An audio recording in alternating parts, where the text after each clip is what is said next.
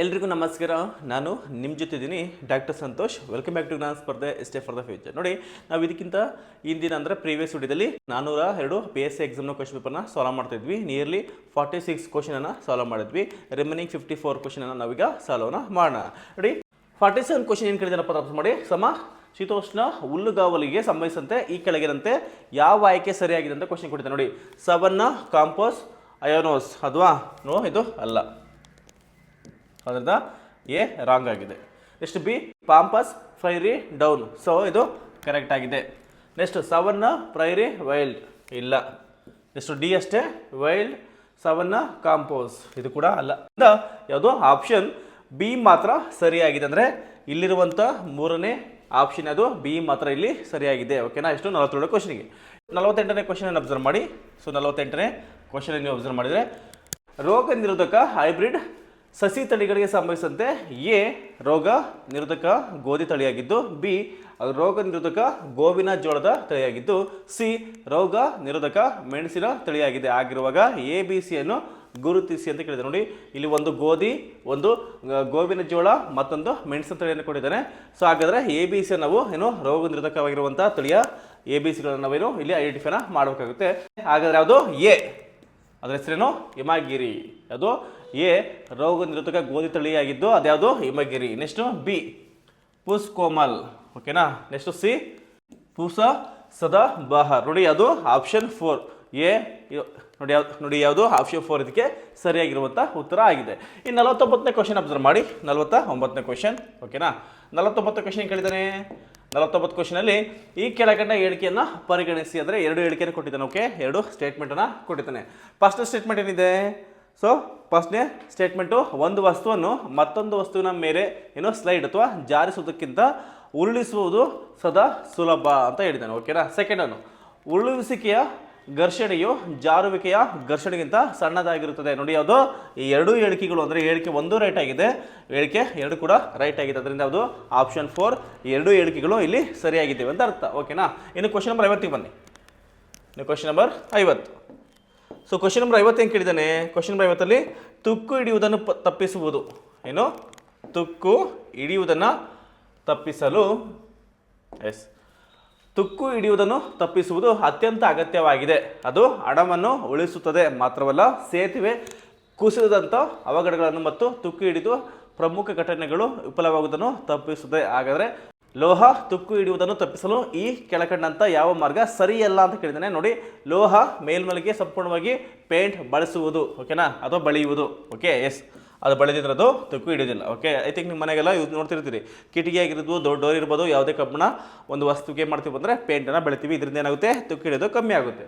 Next ಎರಡು, ಲೋಹದ ಮೇಲ್ಮೈಯನ್ನು ಸಿಂಕ್ ಮತ್ತು ಜಿನ್ನಂಥ ಇತರ ಲೋಹಗಳಿಂದ ಆವರಿಸುವುದು. ಎಸ್, ಇದು ಕೂಡ ರೈಟು. ನೆಕ್ಸ್ಟ್ ಮೂರದು, ಕಲಾಯಿ ಹಾಕುವುದು. ಇದು ಕೂಡ ರೈಟ್.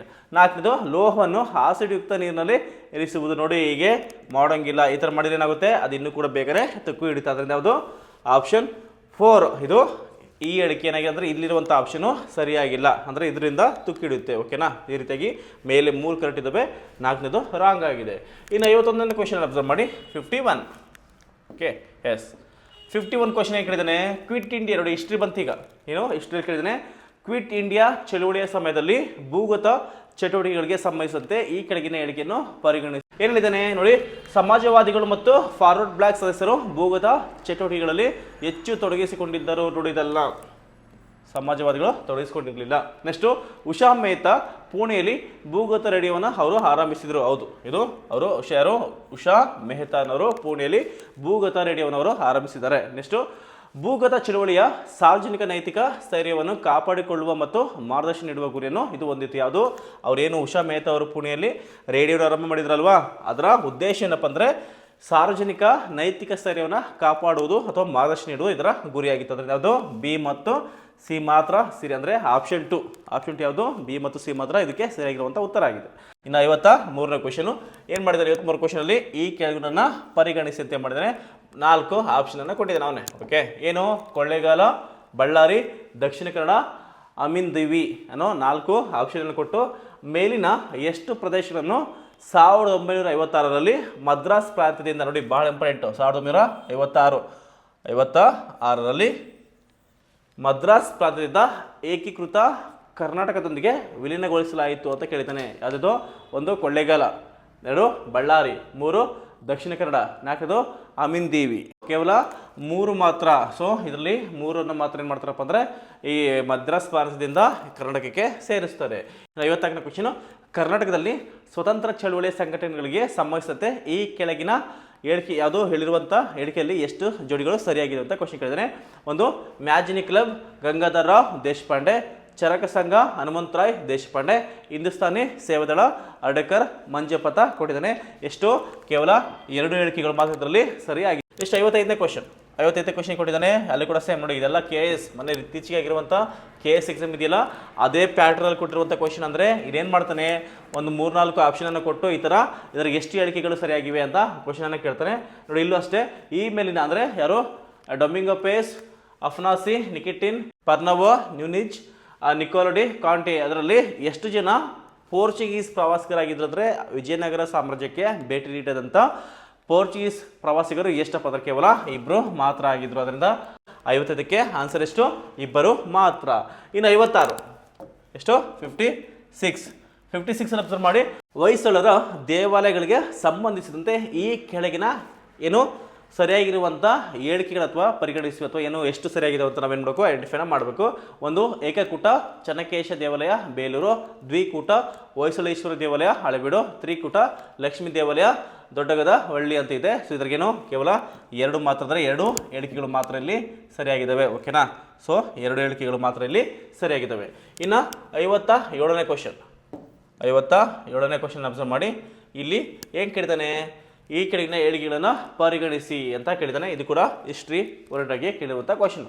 ಆರ್ಯಭಟನ್ ನೋಡಿ, ಏನು ಆರ್ಯಭಟನ್ ಆರ್ಯಭಟೀಯ ಎಂಬ ಬುಕ್ಸನ್ನು ಗುಪ್ತರ ಕಾಲದಲ್ಲಿ ಬರೀತಾನೆ. ಇದು ಗಣಿತಶಾಸ್ತ್ರದ ಕೃತಿ. ನೋಡಿ ಆರ್ಯಭಟ ಎಲ್ಲಿದ್ದ? 2ನೇ ಚಂದ್ರಗುಪ್ತ. 2ನೇ ಚಂದ್ರಗುಪ್ತ ಯಾರು? ಗುಪ್ತರ ದೊರೆ.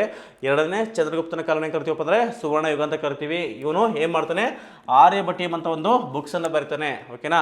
ಆ ಬುಕ್ಸ್ ಯಾವುದಕ್ಕೆ ಸಂಬಂಧಿಸಿದಂದ್ರೆ ಇದು ಗಣಿತಶಾಸ್ತ್ರ ಕೃತಿ ಆಗಿದೆ. ಸೊ ಇದು ಹೌದು, ಕರೆಕ್ಟ್ ಇದೆ. ನೆಕ್ಸ್ಟು ಖಗೋಳಶಾಸ್ತ್ರದ ಒಂದು ಕೃತಿಯಾದ ರೋಮಕ್ ಸಿದ್ಧಾಂತ ಈ ಕಾಲಕ್ಕೆ ಸೇರಿದ್ದು. ಇದು ಕೂಡ ಹೌದು. ನೆಕ್ಸ್ಟು ಲೋಹಗಾರಿಕೆಯು ಸ್ಥಾಪಿಸಿದ ಅಪಾರ ಪ್ರಗತಿಯಿಂದ ಹಲವಾರು ಕಂಚಿನ ಬುದ್ಧನ ಪ್ರತಿಮೆಗಳು ಏನು ಮಾಡ್ತಾರೆ ಅಂದರೆ ಈ ಟೈಮಲ್ಲಿ ಎರಕವನ್ನು ಮಾಡ್ತಾರೆ ಅಂತ. ಓಕೆನಾ? ಇದು ಅಲ್ಲ. ಅದರಿಂದೇನು ಆಪ್ಷನ್ ಎ ಮತ್ತು ಬಿ ಮಾತ್ರ ಎಷ್ಟು 57ನೇ ಕ್ವಶನ್ಗೆ ರೈಟ್ ಆಗಿದೆ. ಓಕೆನಾ? ನೆಕ್ಸ್ಟ್ ಇನ್ನು 58ನೇ ಕ್ವಶನ್ ಅಬ್ಸರ್ವ್ ಮಾಡಿ. 58ನೇ ಕ್ವಶನ್ ಕೇಳಿದ್ದಾನೆ, ಆದಿವಾಸಿ ದಂಗೆಗಳಿಗೆ ಏನು ಆದಿವಾಸಿ ದಂಗೆಗಳಿಗೆ ಸಂಬಂಧಿಸಿದಂತೆ. ಓಕೆನಾ? ಆದಿವಾಸಿ ದಂಗೆಗಳಿಗೆ ಸಂಬಂಧಿಸಿದಂತೆ ಈ ಕೆಳಗಿನ ಏನು ಎಷ್ಟು ದಂಗೆಗಳು ಛೋಟಾ ನಾಗಪುರ್ ಪ್ರದೇಶಗಳಲ್ಲಿ ಸಂಬಂಧಿಸಿವೆ ಅಂತ ಕೇಳಿದ್ದಾನೆ. ಸೊ ಅದರಿಂದ ಯಾವುದು ಆಪ್ಷನ್ನು ನೋಡಿ, ಕೋಲ ದಂಗೆ ಹೌದು. ಓಕೆನಾ? ನೆಕ್ಸ್ಟು ರಂಪ ದಂಗೆ ಅಲ್ಲ. ನೆಕ್ಸ್ಟು ಸಾಂತಾಲ ದಂಗೆ ಹೌದು, ಇದು ಆಯಿತು. ನೆಕ್ಸ್ಟು ಮುಂಡಾ ದಂಗೆ, ಸೊ ಇದು ಹೌದು. ಅಂದರೆ ಇದು ಆಪ್ಷನ್ ACD ಮಾತ್ರ ಏನಾಗಿದೆ ಸರಿಯಾಗಿದೆ. ಯಾವುದು ಬಿ ಅದು ರಂಪ ದಂಗೆ, ಇದು ಚೋಟನಾಗಪುರ ಪ್ರದೇಶದಲ್ಲಿ ಈ ದಂಗೆ ಆಗಿಲ್ಲ ಅಂತ. ಓಕೆ, ಅದರಿಂದ ಅದು ACD ಮಾತ್ರ 58ನೇ ಕ್ವಶನ್ಗೆ ಆನ್ಸರ್ ಆಗಿದೆ. ಇನ್ನೆಷ್ಟು 59ನೇ ಕ್ವಶನ್. 59ನೇ ಕ್ವಶನ್ ಅಬ್ಸರ್ವ್ ಮಾಡಿ. 59ನೇ ಕ್ವಶನ್ ಏನು ಕೇಳಿದ್ದಾನೆ ನೋಡಿ, ಬೌದ್ಧ ಸಮ್ಮೇಳನಗಳು ಕೊಟ್ಟಿದ್ದಾನೆ ಮತ್ತು ಅದಕ್ಕೆ ಆಶ್ರಯ ನೀಡಿದಂಥ ರಾಜ್ಯ ಮಂತ್ರಿಗಳ ಬಗ್ಗೆ ಇಲ್ಲಿ ಕೊಟ್ಟಿದ್ದಾನೆ. ನೋಡಿ, ಮೊದಲನೇ ಬೌದ್ಧ ಸಮ್ಮೇಳನ ಯಾರ ರಾಜ್ಯದ ಕಾಲದಲ್ಲಿ ಆಯಿತು? ಶಿಶುನಾಗ ಅಂತಿದೆ. ಸೊ ಇದು ರಾಂಗ್. ಓಕೆ, ನೆಕ್ಸ್ಟು 2ನೇ ಬೌದ್ಧ ಸಮ್ಮೇಳನ ಯಾರ ಕಾಲದಲ್ಲಿ ಆಯಿತು? ಅರ್ಯಾಂಕ, ಇದು ಕೂಡ ರಾಂಗ್. ನೆಕ್ಸ್ಟು 3ನೇ ಬೌದ್ಧ ಸಮ್ಮೇಳನ ಎಲ್ಲಾಯಿತು? ಮೌರ್ಯರ ಕಾಲದಲ್ಲಿ. ಎಸ್, ಇದು ಹೌದು. ನೆಕ್ಸ್ಟು ನೋಡಿ 4ನೇ ಬೌದ್ಧ ಸಮ್ಮೇಳನ ಎಲ್ಲಾಯ್ತಪ್ಪ ಅಂದರೆ ಕುಶನರ ಕಾಲದಲ್ಲಿ. ಓಕೆ, ಇದು ಕೂಡ ಹೌದು. ಅದರದ್ದೇನೋ ಕೇವಲ ಸಿ ಮತ್ತು ಡಿ ಮಾತ್ರ ಈ ಕೊಟ್ಟಿರುವಂಥ 4 ಜೋಡಿಗಳಲ್ಲಿ ಸಿ ಮತ್ತು ಡಿ ಮಾತ್ರ ಏನಾಗಿದ್ದಾವೆ ಅಂದರೆ ಸರಿ ಆಗಿದ್ದಾವೆ. ಓಕೆನಾ? ಇನ್ನು 60ನೇ ಕ್ವಶನ್. 60ನೇ ಕ್ವಶನ್ ಕೇಳಿದ್ದಾನೆ, ರಾಜತರಂಗಿಣಿ ಆಯ್ತಾ, ಯಾರು ಬಿಲ್ಲಣ ಬರೆದಿರುವಂಥ ರಾಜತರಂಗಿಣಿ ಸಂಬಂಧಿಸಿದಂತೆ ಈ ಕೆಳಗಿನ ಹೇಳಿಕೆಯನ್ನು ಏನು ಮಾಡಬೇಕು ಪರಿಗಣಿಸಬೇಕಾಗುತ್ತೆ. ಅಂದರೆ ಎಷ್ಟು ಸರಿ ಇದೆ ಅಂತ ನಾವು ಹೇಳಬೇಕಾಗುತ್ತೆ. ನೋಡಿ, ರಾಜ ತರಂಗಿಣಿಯನ್ನು ಪ್ರಾಕೃತ ಭಾಷೆಯಲ್ಲಿ ಬರೆಯಲಾಗಿದೆ. ಈ ಪುಸ್ತಕವನ್ನು ರಾಜರ ನದಿ ಎಂದು ಉಲ್ಲೇಖಿಸಲಾಗಿದೆ. ಈ ಪುಸ್ತಕವು ಹರ್ಷವರ್ಧನನ ಇತಿಹಾಸವನ್ನು ಏನಿರುತ್ತೆ ವಿವರಿಸುತ್ತೆ. ಇದರಲ್ಲಿ ಎಷ್ಟು? ಕೇವಲ 1 ಮಾತ್ರ ಸರಿಯಾಗಿದೆ. ಓಕೆನಾ? ನೆಕ್ಸ್ಟು 61ನೇ ಕ್ವಶನ್. 61ನೇ ಕ್ವಶನ್ ಅಬ್ಸರ್ವ್ ಮಾಡಿ. 61ನೇ ಕ್ವಶನು ಏನು ಹೆಲ್ತ್ಗೆ ಸಂಬಂಧಿಸಿದಾಗಿದ್ದು ಅಂದರೆ WHO. ಓಕೆನಾ? WHO ಗೆ ಸಂಬಂಧಿಸಿರುವಂಥ ಕರೆಂಟ್ ಅಫೇರ್ ಆಗಿತ್ತು. ವಿಶ್ವ ಆರೋಗ್ಯ ಸಂಸ್ಥೆ ನೋಡಿ, ಇದನ್ನು ಕ್ವಶನ್ ಕೇಳ್ಬೋದು ನಿಮಗೆ. ಯಾವುದು WHO ಲಾಂಗ್ ಫಾರ್ಮ್. WHO ಅಂದರೆ ವಿಶ್ವ ಆರೋಗ್ಯ ಸಂಸ್ಥೆ ಅಥವಾ ವರ್ಲ್ಡ್ ಹೆಲ್ತ್ ಆರ್ಗನೈಜೇಷನ್ ಅಂತ ಕರಿತೀವಿ. ಏನು ಮಂಕಿ ಪಾಕ್ಸ್ ಇತ್ತೀಚೆಗಿರುವಂಥ ಒಂದು ಏನು ಸುದ್ದಿಯಲ್ಲಿರುವಂಥ ಒಂದು ಇದು ಕಾಯಿಲೆ. ಆ ಮಂಕಿ ಪಾಕ್ಸ್ ಹರಡುವಿಕೆಯನ್ನು ಅಂತಾರಾಷ್ಟ್ರೀಯ ಸಾರ್ವಜನಿಕ ಆರೋಗ್ಯ ತುರ್ತು ಪರಿಸ್ಥಿತಿಯಾಗಿ ಘೋಷಿಸಿದೆ. ಓಕೆನಾ. ಇದಕ್ಕೆ ಸಂಬಂಧಿಸಿದಂತೆ ಈ ಕೆಳಕಂಡ ಯಾವ ಹೇಳಿಕೆ ಸರಿಯಾಗಿವೆ? ನೆಕ್ಸ್ಟ್ ಇಲ್ಲಿ ಕೂಡ ಅಬ್ಸರ್ವ್ ಮಾಡಿ, ಇಲ್ಲಿ ಕೂಡ 4 ಏನು ಹೇಳಿಕೆಯನ್ನು ಕೊಟ್ಟಿದ್ದಾನೆ. 4ಅಲ್ಲಿ ಯಾವ ಸರಿಯಾಗಿವೆ ಅಂತ ನಾವೇನು ಮಾಡಬೇಕು, ಐಡೆಂಟಿಫೈ ಮಾಡಬೇಕು. ಮಂಕಿ ಪಾಕ್ಸ್ ವೈರಸ್ ಸಹ ಸಣ್ಣ ಸಿಡುಬು.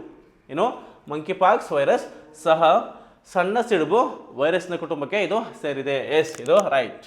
ನೆಕ್ಸ್ಟ್, ಈ ರೋಗವು ಚರ್ಮದ ನೇರ ಸಂಪರ್ಕದಿಂದ ಹರಡುತ್ತದೆ. ಇದು ಕೂಡ ಹೌದು. ಇದು ಏನು ಪ್ರಾಣಿಗಳಿಂದ ಹರಡುವ ಕಾಯಿಲೆ ಆಗಿದೆ. ಎಸ್, ಇದು ಕೂಡ ಹೌದು. ನೆಕ್ಸ್ಟ್, ಮಂಕಿ ಪಾಕ್ಸ್ನ ರೂಪಾಂತರಗಳನ್ನು ಕ್ಲೈಟ್ಸ್ ಎಂದು ಕರೆಯಲಾಗುತ್ತೆ. ಎಸ್, ಇದು ಕೂಡ ಹೌದು. ಅಂದರೆ ಕೊಟ್ಟಿರುವಂಥ 4 ಹೇಳಿಕೆ ಏನಾಗಿದ್ದಾವೆ ಅಂದರೆ ಸರಿಯಾಗಿದೆ. ಅದರಿಂದ ಆಪ್ಷನ್ ಯಾವುದು? ABCD ಸರಿಯಾಗಿವೆ. ಓಕೆನಾ. 56ರ ಕ್ವಶನ್ಗೆ ABCDಗಳು ಸರಿಯಾಗಿದ್ದಾವೆ.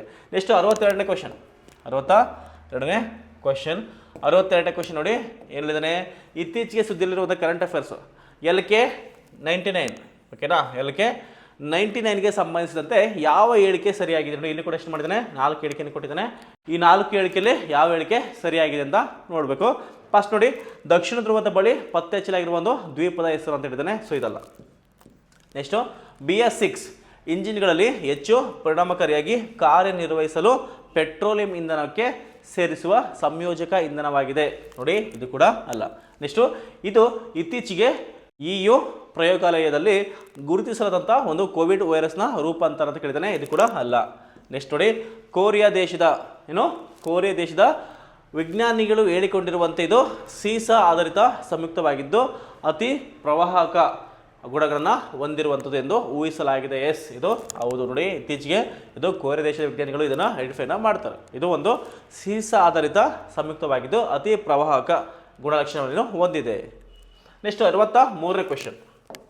63ನೇ ಕ್ವಶನ್ ನೋಡಿ. 63ನೇ ಕ್ವಶನ್ ನೋಡಿದಪ್ಪ ಅಂದರೆ ಇತ್ತೀಚೆಗೆ ಸುದ್ದಿಯಲ್ಲಿರುವಂಥ ಪ್ರದೇಶ ಕೊಟ್ಟಿದ್ದಾನೆ ಮತ್ತು ಆ ಸುದ್ದಿ ಯಾವ ರಾಷ್ಟ್ರಕ್ಕೆ ಸಂಬಂಧಿಸಿದಂತ ಕೊಟ್ಟಿದ್ದಾನೆ. ನಾವೇನು ಮಾಡಬೇಕಪ್ಪ ಅಂದರೆ ಅದನ್ನು ಹೊಂದಿಸಿ ಬರೀರಿ ಅಥವಾ ಅದನ್ನ ಸರಿಯಾಗಿರುವಂಥ ಆಯ್ಕೆ ನಾವು ಮಾಡಬೇಕಾಗುತ್ತೆ. ಓಕೆನಾ.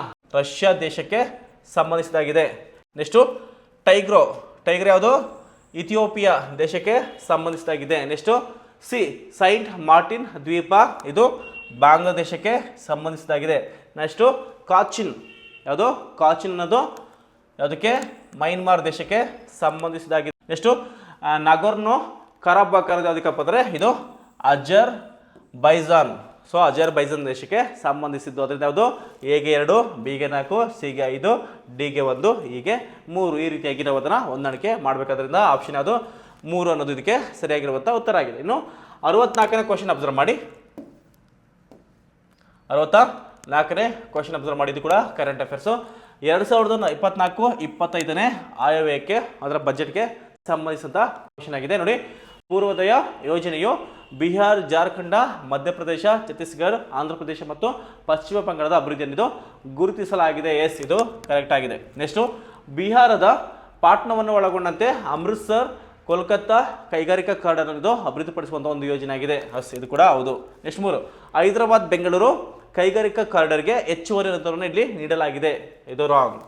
ನೆಕ್ಸ್ಟು, ಕೋಸಿ ಮತ್ತು ಮೇಚ್ ನದಿಗಳ ಜೋಡಣೆಗೆ ಹೆಚ್ಚುವರಿ ಅನುದಾನವನ್ನು ಇಲ್ಲಿ ನೀಡಲಾಗಿದೆ. ಇದು ಕೂಡ ಅಲ್ಲ. ಅದರದ್ದೇನು? ಆಪ್ಷನ್ ಕೇವಲ 2 ಅಂದರೆ ಎ ಮತ್ತು ಬಿ ಮಾತ್ರ ಇಲ್ಲಿ ಅಂದರೆ 24-25ನೇ ಬಜೆಟ್ಗೆ ಸರಿಯಾಗಿರುವಂಥ ಅಂದರೆ ಅಲ್ಲಿ ಅನೌನ್ಸ್ ಮಾಡಿರುವಂಥ ಯೋಜನೆ ಆಗಿದ್ದು ಎ ಮತ್ತು ಬಿ ಮಾತ್ರ ಏನಾಗಿದೆ? ಸರಿಯಾಗಿದೆ. ಇನ್ನು 65ನೇ ಕ್ವಶನ್ ಅಬ್ಸರ್ವ್ ಮಾಡಿ. ಎಸ್, 65ನೇ ಕ್ವಶನ್ ಇದು ಕೂಡ ಕರೆಂಟ್ ಅಫೇರ್ಗೆ ಸಂಬಂಧಿಸಿದಾಗಿದ್ದು ಈ ಪ್ರಧಾನಮಂತ್ರಿ ಜೀವನ್ ಯೋಜನೆಗೆ ಸಂಬಂಧಿಸಿದಂತೆ ನೋಡಿ, ಅದು ಪ್ರಧಾನಮಂತ್ರಿ ಜೀವನ್ ಯೋಜನೆಗೆ ಸಂಬಂಧಿಸಿದಂತೆ ಈ ಕೆಳಕಂಡ ಹೇಳಿಕೆಗಳನ್ನು ಪರಿಗಣಿಸಿ ಯಾವುದು ಸರಿಯಾಗಿದೆ ಅಂತ ನಾವು ಏನು ಮಾಡಬೇಕು? ಐಡೆಂಟಿಫೈನ ಮಾಡಬೇಕಾಗುತ್ತೆ. ಓಕೆನಾ. 2ನೇ ತಲೆಮಾರಿನ ಅಂದರೆ 2G ಬಯೋ ಇಂಧನಕ್ಕೆ ಇದು ಉತ್ತೇಜನ ನೀಡುವುದು ಗುರಿಯನ್ನು ಹೊಂದಿದ್ದು ಇದನ್ನು ಆಹಾರೇತರ ಕೃಷಿ ಉತ್ಪನ್ನ, ಕೃಷಿ ಕಳೆ ತ್ಯಾಜ್ಯಗಳಿಂದ ಉತ್ಪಾದಿಸಲಾಗುತ್ತೆ. ಹೌದು. ಪ್ರಧಾನಮಂತ್ರಿ ಜೀವನ ಯೋಜನೆಯಲ್ಲಿ ಇದು ಬರುತ್ತೆ. ನೆಕ್ಸ್ಟು, ಈ ಯೋಜನೆ ಅಡಿಯಲ್ಲಿ ಉತ್ಪಾದಿಸುವ ಎಥನಾಲ್ ಅನ್ನು ಕಡ್ಡಾಯವಾಗಿ ತೈಲ ಮಾರುಕಟ್ಟೆ ಕಂಪನಿಗಳಿಗೆ OMC ಅಂತ ಕರಿತೀವಿ ಮಿಶ್ರಣದ ಉದ್ದೇಶಕ್ಕಾಗಿ ನೀಡಬೇಕು. ಇದು ಕೂಡ ಹೌದು. ನೆಕ್ಸ್ಟು, 2G ಬಯೋ ಇಂಧನ ತಂತ್ರಜ್ಞಾನದಲ್ಲಿ ಸೂಕ್ಷ್ಮ ಪಾಚಿಗಳನ್ನು ಎಥನಾಲ್ ಉತ್ಪಾದನೆಯಲ್ಲಿ ಬಳಸಲಾಗುತ್ತೆ, ಇದು ಅಲ್ಲ, ರಾಂಗ್. ನೆಕ್ಸ್ಟು ಡಿ, ಭಾರತದ ಪ್ರಥಮ 2G ಎಥನಾಲ್ ಬಯೋ ರಿಫೈನರಿ ಯೋಜನೆಯನ್ನು ಪಂಜಾಬಿನ ಬಂಟಿಡಾದಲ್ಲಿ ಪ್ರಾರಂಭಿಸಲಾಯಿತು, ಇದು ಕೂಡ ರಾಂಗ್. ಅದರದ್ದೇನು ಕೇವಲ ಎ ಮತ್ತು ಬಿ ಮಾತ್ರ ಸರಿ, ಅಂದರೆ ಆಪ್ಷನ್ 1 ಎ ಮತ್ತು ಬಿ ಮಾತ್ರ ಏನಾಗಿದೆ 65ನೇ ಕ್ವಶನ್ಗೆ ಸರಿಯಾಗಿದೆ. ನೆಕ್ಸ್ಟ್ 66ನೇ ಕ್ವಶನ್ ಅಬ್ಸರ್ವ್ ಮಾಡ್ಬೋದು. ಏನು, ಗೋಬೇಕ್ಲಿ ಟೇಪೆ ಪ್ರದೇಶ ನೋಡಿ, ಇವೆಲ್ಲ ಕರೆಂಟ್ ಅಫೇರ್ಸು ಆಯಿತಾ. ಜಿಯೋಗ್ರಫಿ ಓರಿಯೆಂಟೆಡ್ ಆಗಿರುವಂಥ ಕರೆಂಟ್ ಅಫೇರ್ಸ್ ಆಗಿದ್ದು, ಗೋಬೇಕ್ಲಿ ಟೇಪೆ ಪ್ರದೇಶ ಇತ್ತೀಚೆಗೆ ಸುದ್ದಿಯಲ್ಲಿದೆ. ಹಾಗಾದರೆ ಈ ಪ್ರದೇಶ ಯಾವ ಏನು ದೇಶಕ್ಕೆ ಸಂಬಂಧಿಸಿದ ಬಂದಾಗ ನೋಡಿ, ಇದು ಟರ್ಕಿಯಲ್ಲಿರುವಂಥ ಪ್ರಾಚ್ಯ ವಸ್ತು ಸ್ಥಳಕ್ಕೆ ಸಂಬಂಧಿಸಿದ ನೋಡಿ, ಅದು ಗೋಬೇಕ್ಲಿ ಟೇಪೆ ಪ್ರದೇಶ. ಅಂದರೆ ನೀವು ಕರೆಂಟ್ ಅಫೇರ್ನ ಸ್ಟಡಿ ಮಾಡಿದರೆ ಇಂಥ ಕ್ವಶನ್ಗೆ ಈಸಿಯಾಗಿ ನೀವು ಆನ್ಸರ್ನ ಮಾಡ್ಬೋದು. ಅದು ಗೋಬೇಕ್ಲಿ ಟೇಪೆ ಪ್ರದೇಶ ಅನ್ನೋದು ಟರ್ಕಿಯಲ್ಲಿರುವಂಥ ಪ್ರಾಚ್ಯ ವಸ್ತು ಸ್ಥಳಕ್ಕೆ ಸಂಬಂಧಿಸಿದಾಗಿದೆ. ಇನ್ನು 67ನೇ ಕ್ವಶನ್ ಅಬ್ಸರ್ವ್ ಮಾಡಿ.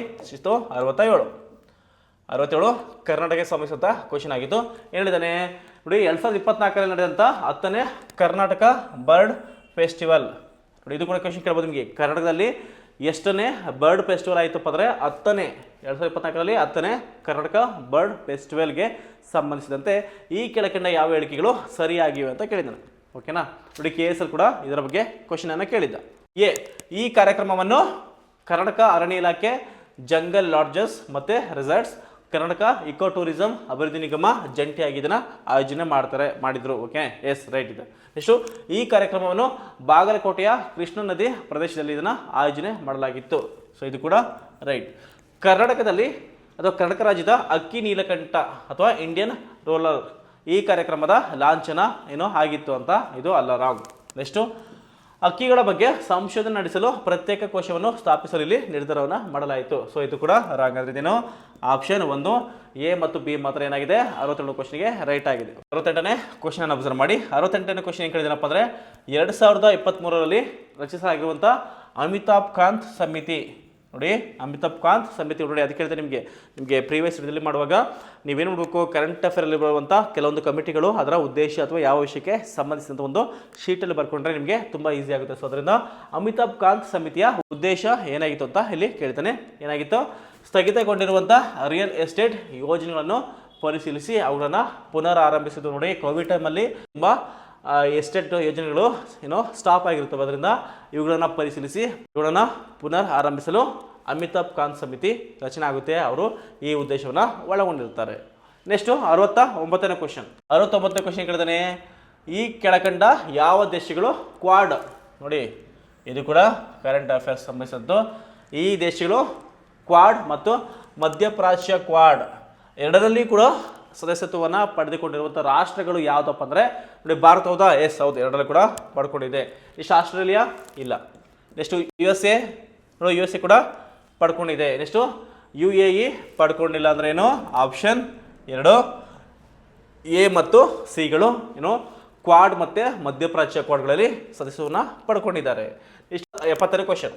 ನೆಕ್ಸ್ಟು 70ನೇ ಕ್ವಶನ್ ನೋಡಿ, 70ನೇ ಕ್ವಶನ್ ಕೇಳಿದ್ರಪ್ಪ ಅಂದರೆ ಇತ್ತೀಚೆಗೆ ಸರ್ಕಾರ ಘೋಷಿಸಿರುವಂಥ national critical minerals mission, national critical mineral mission long form ಕೇಳ್ಬೋದು. ಏನಂತ ಕೇಳ್ತಾರೆ, NCMM ಲಾಂಗ್ ಫಾರಮ್ ಕೇಳ್ಬೋದು. NCMM ಅಂದ್ರೇನು, ನ್ಯಾಷನಲ್ ಕ್ರಿಟಿಕಲ್ ಮಿನರಲ್ಸ್ ಮಿಷನ್ ಅಂತ ಕರಿತೀವಿ. ಇದಕ್ಕೆ ಸಂಬಂಧಿಸಿದಂತೆ ಯಾವ ಹೇಳಿಕೆಗಳು ಇಲ್ಲಿ ಇದ್ದಾವೆ ಸರಿಯಾಗಿದೆ ನಾವು ಇಲ್ಲಿ ಐಡೆಂಟಿಫೈನ ಮಾಡಬೇಕಾಗುತ್ತೆ. ನೋಡಿ, ದೇಶದ ಆರ್ಥಿಕತೆಗೆ ಸಂಬಂಧಿಸಿದಂತೆ ಇದು ಕಚ್ಚಾ ವಸ್ತುಗಳ ಪೂರೈಕೆಯಲ್ಲಿ ಸ್ವಾವಲಂಬನೆ ಸಾಧಿಸುವುದು, ಹೌದು ಕರೆಕ್ಟ್ ಇದೆ. ಭಾರತದ ಕ್ರಿಟಿಕಲ್ ಮಿನರಲ್ ಸರಪಳಿಯ ಎಲ್ಲ ಹಂತಗಳನ್ನು ಅಂದರೆ ಅನ್ವೇಷಣೆ, ಗಣಿಗಾರಿಕೆಯಿಂದ ಕಚ್ಚಾ ವಸ್ತುಗಳ ಸಂಸ್ಕರಣೆ, ಅಂತಿಮ ಉತ್ಪನ್ನದ ಮರುಬಳಕೆ, ಇದು ಕೂಡ ಹೌದು, ಇದು ಕೂಡ ಬರುತ್ತೆ. ನೆಕ್ಸ್ಟು, ಕ್ರಿಟಿಕಲ್ ಮಿನರಲ್ಗಳ ಮರುಬಳಕೆ ಉತ್ಪಾದನೆ ಆಧಾರಿತ ಉತ್ತೇಜನಗಳನ್ನು ನೀಡುವುದು, ಇದು ಕೂಡ ರೈಟ್. ನೆಕ್ಸ್ಟು, ಕ್ರಿಟಿಕಲ್ ಮಿನರಲ್ ಕ್ಷೇತ್ರದಲ್ಲಿ ಕೈಗಾರಿಕಾ ಬೇಡಿಕೆಯನ್ನು ಪೂರೈಸುವ ನಿಟ್ಟಿನಲ್ಲಿ ಸ್ವಾವಲಂಬನೆಯನ್ನು ಸಾಧಿಸುವುದು, ಓಕೆನಾ, ಇದೊಂದು ಗುರಿಯಾಗಿದೆ. ಎಸ್ ಅದರಲ್ಲಿ ಅದು ಆಪ್ಷನ್ 4 ABCD ಅಂದರೆ 4 ಕೂಡ ಏನಾಗಿದ್ದಾವೆ ನ್ಯಾಷನಲ್ ಕ್ರಿಟಿಕಲ್ ಮಿನರಲ್ಸ್ ಮಿಷನ್ಗೆ ಸಂಬಂಧಿಸಿರುವಂಥ ಉದ್ದೇಶ ಅಥವಾ ಗುರಿಯಾಗಿದ್ದು, ಯಾವುದು 4 ABCDಗಳು ಇಲ್ಲಿ ಸರಿಯಾಗಿದ್ದಾವೆ. ನೆಕ್ಸ್ಟ್ 71ನೇ ಕ್ವಶನ್.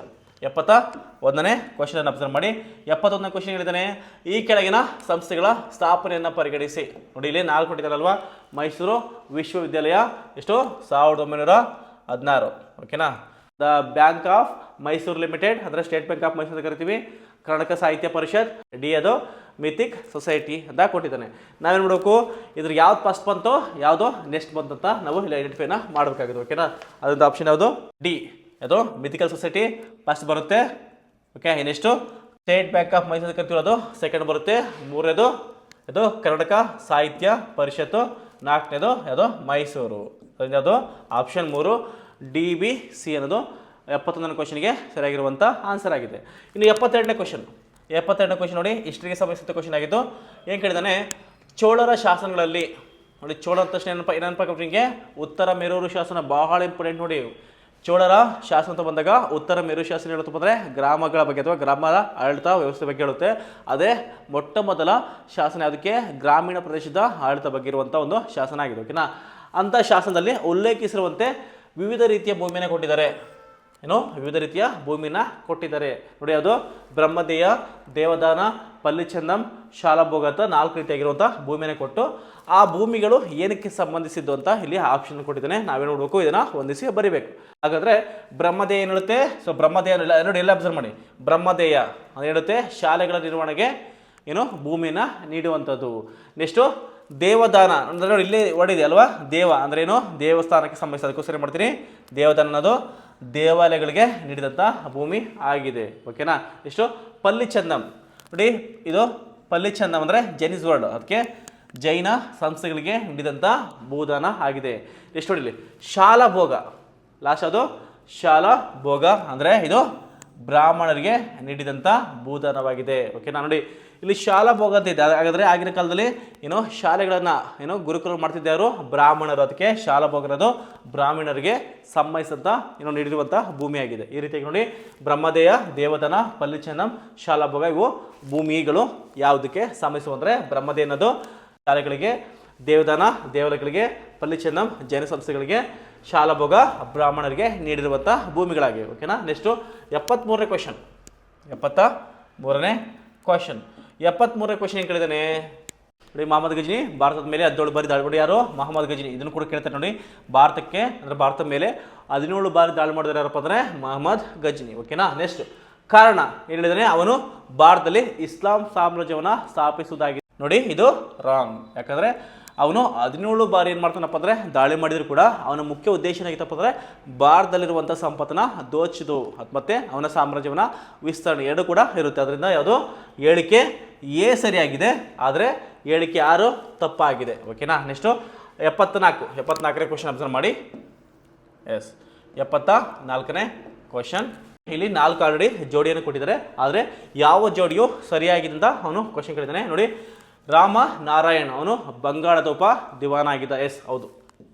ನೆಕ್ಸ್ಟು ಶಹಾ ಆಲಂ ಬಂಗಾಳದ ನವಾಬ್ ಆಗಿದ್ದ. ಇದು ರಾಂಗ್. ನೆಕ್ಸ್ಟು ಶೂಜಾ ಉದ್ ದೌಲಾ ಅರ್ಕಟ್ನ ನವಾಬ್ ಆಗಿದ್ದ. ಅಲ್ಲ. ಮೀರ್ ಜಾಫರ್ ಬಂಗಾಳದ ನವಾಬನಾಗಿದ್ದ. ಯಾವುದು? ಹಾಗಾದರೆ ಎ ಮತ್ತು ಡಿಗಳು ಮಾತ್ರ ಸರಿಯಾಗಿವೆ. ಅದರಿಂದ ಆಪ್ಷನ್ ಯಾವುದು? ಆಪ್ಷನ್ 3 ಎ ಮತ್ತು ಡಿಗಳು ಸರಿಯಾಗಿವೆ. ಓಕೆನಾ. ನೆಕ್ಸ್ಟು 75ನೇ ಕ್ವಶನ್ ಅನ್ನು ಅಬ್ಸರ್ವ್ ಮಾಡಿ. 75ನೇ ಕ್ವಶನ್. 75ನೇ ಕ್ವಶನ್ ಏನಿದ್ದಾನೆ, ಇಲ್ಲೂ ಸೇಮ್ ಸರಿಯಾದ ಹೊಂದಾಣಿಕೆನೇ ಮಾಡಬೇಕು, ಐಡೆಂಟಿಫೈ ಮಾಡಬೇಕು ನೋಡಿ. ಕರ್ಜನ್ ವೈಲಿಯ ಅತ್ತೆ ಯಾರು? ಮದನ್ ಲಾಲ್ ದಿಂಗ್ರವ್ರು ಮಾಡಿದ್ರು. ಎಸ್ ಕರೆಕ್ಟ್ ಇದೆ. ಓಕೆನಾ. ನೆಕ್ಸ್ಟು ಸೈಂಟ್ ಸ್ಟಿಫನ್ ಅತ್ತೆ ಯಾರು ಮಾಡಿದ್ರು? ಶಾಂತಿ ಮತ್ತು ಸುನೀತ್ ಚೌಧರಿ. ಇದು ಅಲ್ಲ. ನೆಕ್ಸ್ಟು ಕೇಂದ್ರ ಶಾಸನ ಸಭೆಯಲ್ಲಿ ಬಾಂಬ್ ಎಸೆದವರು ಯಾರು ಅಂದರೆ ಭಗತ್ ಸಿಂಗ್. ಹೌದು. ನೆಕ್ಸ್ಟು ಚಿತ್ತಗಾಂಗ್ ಶಾಸ್ತ್ರಗಾರದ ವಶ ಯಾರು? ರಾಜಗುರು. ಅಲ್ಲ. ಅದರಿಂದ ಯಾವುದು? ಎ ಮತ್ತು ಸಿಗಳು ಮಾತ್ರ ಸರಿಯಾಗಿ ಹೊಂದಾಣಿಕೆ ಆಗಿರೋದ್ರಿಂದ ಆಪ್ಷನು 2 ಎ ಮತ್ತು ಸಿ ಮಾತ್ರ ಏನಾಗಿದೆ? ಸರಿಯಾಗಿದ್ದಾವೆ. ಓಕೆನಾ. ಇನ್ನು 76ನೇ ಕ್ವಶನ್. 76ನೇ ಕ್ವಶನ್ ನೋಡಿ. 76ನೇ ಕ್ವಶನು ಏನು ಕಂಪ್ಯೂಟರ್ಗೆ ಸಂಬಂಧಿಸಿದ ಕ್ವಶನ್ ಆಗಿದ್ದು ಸಿಸ್ಟಮ್ ತಂತ್ರಾಂಶ ಅಂತ ಕೇಳಿದ್ದಾರೆ ನೋಡಿ. ಏನು ಸಿಸ್ಟಮ್ ತಂತ್ರಾಂಶ ಅಂದ್ರೆ ಏನು? ಹಂಗಂದ್ರೆ ಒಂದು ಗಣಕಯಂತ್ರದ ಆಪರೇಷನ್ ಹಾಗೂ ಪ್ರೊಸೆಸಿಂಗ್ ಸಾಮರ್ಥ್ಯವನ್ನು ಹಿಡಿತದಲ್ಲಿರುವಂಥ ಒಂದು ತಂತ್ರಾಂಶ ಆಗಿದೆ. ಓಕೆನಾ. ನೆಕ್ಸ್ಟ್ ಬಿ ಪಬ್ಲಿಕ್ ಡೈನಮೋ ತಂತ್ರಾಂಶ. ಪಬ್ಲಿಕ್ ಡೈನಮೋ ಅಂದರೆ ಶೇರ್ವಾಲ್ ಪ್ರಿವೇರ್ ತಂತ್ರಾಂಶ ಆಗಿದೆ. ಓಕೆ. ನೆಕ್ಸ್ಟು ಅಪ್ಲಿಕೇಶನ್ ತಂತ್ರಾಂಶ ಅಂದ್ರೆ ಏನು? ಒಂದು ನಿರ್ದಿಷ್ಟ ಸಮಸ್ಯೆಯನ್ನು ಬಗೆಹರಿಸಲು ಬರೆದಿರುವಂಥ ಒಂದು ತಂತ್ರಾಂಶ ಆಗಿದೆ. ಲಾಸ್ಟ್ ಅದು ಓಪನ್ ಸೋರ್ಸ್ ತಂತ್ರಾಂಶ ನೋಡಿ. OSS ಅಂತ ಕರಿತೀವಿ. ಅಂದ್ರೆ ಅರ್ಥ ಏನು? ಇದನ್ನ ಓಪನ್ ಸೋರ್ಸ್ ತಂತ್ರಾಂಶ. ಇದನ್ನು ನಿಮ್ಮ ಮುಂದಿನ ಎಕ್ಸಾಮಲ್ಲಿ ಲಾಂಗ್ ಫಾರಮನ್ನು ಕೇಳ್ಬೋದು. ಓಕೆನಾ, ಇದೇ ಸಂಬಂಧಿಸಿದೆ. ಇದು ಯಾವುದಕ್ಕೆ? ಒಂದು ಡೌನ್ಲೋಡ್ ಮಾಡಲು, ವೀಕ್ಷಿಸಲು, ಬದಲಾಯಿಸಲು ಮತ್ತು ಬದಲಾಯಿಸಿದ ತಂತ್ರಾಂಶವನ್ನು ಹಂಚಲು ಸಾಧ್ಯವಾಗುವ ಒಂದು ತಂತ್ರಾಂಶ ಆಗಿದೆ. ಅದರಿಂದ ಯಾವುದು? Option S 4, A 2, B 3, C 4, D 1 ಏನಾಗಿದೆ? ಹೊಂದಾಣಿಕೆ ಆಗಿದ್ದಾವೆ. ಎಷ್ಟು? 77ನೇ ಕ್ವಶನ್. 77ನೇ ಕ್ವಶನ್ ನೋಡಿ. 77ನೇ ಕ್ವಶನ್ ಕೇಳಿದ್ದಾನೆ.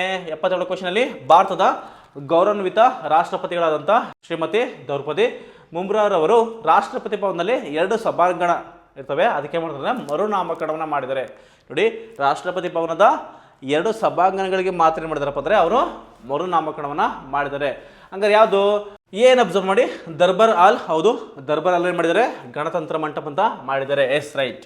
ನೆಕ್ಸ್ಟು ಅಶೋಕ ಹಾಲನ್ನು ಅಶೋಕ ಮಂಟಪ ಅಂತ ಏನು ಮಾಡಿದರೆ? ಮರುನಾಮಕರಣವನ್ನು ಮಾಡಿದ್ದಾರೆ. ನೆಕ್ಸ್ಟು ಬ್ಲಾಂಕ್ಪೇಟ್. ನೆಕ್ಸ್ಟು ಬಾಂಕ್ಪೇಟ್ ಹಾಲನ್ನು ಅನ್ನಪೂರ್ಣ ಮಂಟಪ. ಇಲ್ಲ, ಇದು ಮಾಡಿಲ್ಲ, ಇದು ಬರೋದಿಲ್ಲ. ನೆಕ್ಸ್ಟು ದರ್ಬಾರ್ ಹಾಲ್. ಆಲ್ರೆಡಿ ದರ್ಬಾರ್ ಏನು ಮಾಡಿದರೆ? ಗಣತಂತ್ರ. ಅದರಿಂದ ಇದು ಕೂಡ ರಾಂಗ್. ಅದರಿಂದ ಯಾವುದು?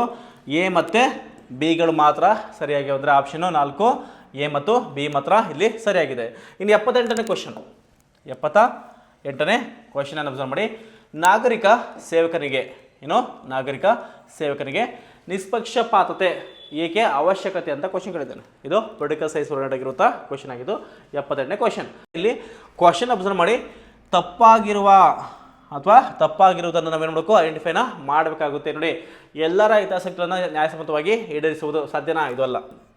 ನೆಕ್ಸ್ಟು ವೃತ್ತಿಪರ ನೈತಿಕತೆಯನ್ನು ಎತ್ತಿ ಹಿಡಿಯುವುದು. ಇದು ಕೂಡ ಅಲ್ಲ. ನೆಕ್ಸ್ಟ್ ಭಾಳ ಇಂಪಾರ್ಟೆಂಟ್ ಏನು? ಬಹುಮತದ ಪರವಾಗಿ ಕಾರ್ಯ ನಿರ್ವಹಿಸುವುದು. ಇದು ಹೌದು. ಯಾಕೆ?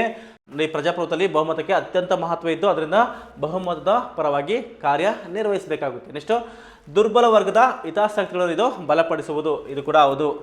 ನೆಕ್ಸ್ಟ್ ಏನು? ಕಾನ್ಸ್ಟಿಟ್ಯೂಷನಲ್ ಆಶ್ರಯದಂತೆ ನಡೆದುಕೊಳ್ಳುವುದು. ಇದು ಬರೋದಿಲ್ಲ. ಅದರಿಂದ ಯಾವುದು? ಎ, ಬಿ ಮತ್ತು ಇಗಳು ಏನಾಗಿದ್ದಾವೆ? ರಾಂಗ್ ಆಗಿದ್ದಾವೆ. ಅದರಿಂದ ಆಪ್ಷನು 1 ಸರಿಯಾದಂಥ ಉತ್ತರ. ನೆಕ್ಸ್ಟ್ 79ನೇ ಕ್ವಶನ್. 79ನೇ ಕ್ವಶನ್ ನೋಡಿ. ಕೆಲವೊಂದು ಸಂಸ್ಥೆ ಅದು ಇತ್ತೀಚೆಗೆ ಅಪಾಯಿಂಟ್ ಆಗಿರುವಂಥ ಒಂದು ಕಮಿಟಿಗಳು ಅದರ ಅಧ್ಯಕ್ಷರು ಅಂತ ಕೇಳಿದ್ನಲ್ವಾ? ಆ ರೀತಿ ಬಂದಾಗ ಸೌಮಿತ್ರಿ ಕುಮಾರ್ ಆಲ್ದರ್ CWMA ಅಧ್ಯಕ್ಷರಾಗಿದ್ದರು. ಹಾಗಾದರೆ CWMA ಅನ್ನು ವಿಸ್ತರಿಸಿ ಅಂತ ಕೇಳಿ ನಿಮಗೆ ಕಂಪಲ್ಸರಿ ಈ ರೀತಿ ಇರುವಂಥ ಒಂದು ಲಾಂಗ್ ಫಾರ್ಮ್ ಅಥವಾ ವಿಸ್ತರಿಸಿ ಎಕ್ಸ್ಪ್ಲೇನ್ ಮಾಡುವಂಥ ಒಂದು ಕ್ವಶನ್ ಕೇಳ್ತಾನೆ. ಅದರಿಂದ ಇಲ್ಲಿ ನೋಡಿ, CWMA ಯಾರು? ಸೌಮಿತ್ರ ಕುಮಾರ್ ಆಲ್ದರ್ ಅವರು. ಯಾವುದು? ಸಿಂಪಲ್ ಇದೆ ಕ್ವಶನ್ ಇದು. ಅದು Kaveri water management authority. CWMA ಅಂದ್ರೇನು? ಕಾವೇರಿ ವಾಟರ್ ಮ್ಯಾನೇಜ್ಮೆಂಟ್ ಅಥಾರಿಟಿ ಅಂತ ಅರ್ಥ. ನೆಕ್ಸ್ಟ್ ನೋಡಿ, ಎಷ್ಟು? Question number 80. ಸೈಬರ್ ಸೆಕ್ಯೂರಿಟಿಗೆ ಸಂಬಂಧಿಸಿದಂತೆ ಇದು OWASP. ನೋಡಿ, ಮತ್ತೊಂದು ಅದೇ ಕ್ವಶನ್ ಕೇಳಿದ್ದಾನೆ.